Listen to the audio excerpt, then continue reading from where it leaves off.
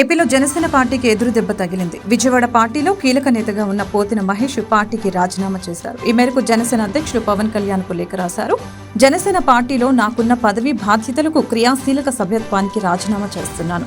ఇప్పటివరకు సహకరించిన జనసేన పార్టీ నాయకులకు, వీర మహిళలకు, జన సైనికులకు నా హృదయపూర్వక ధన్యవాదాలు అంటూ లేఖలో పేర్కొన్నారు.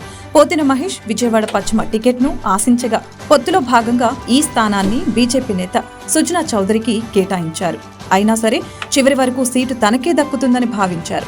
కానీ మహేష్ కు అవకాశం దక్కలేదు. చివరికి అనుచరులతో చర్చించి జనసేన పార్టీకి రాజీనామా చేశారు. ఈ నేపథ్యంలో జనసేన పార్టీ కార్యకర్తలు పార్టీ జెండాలు తగలబెట్టారు.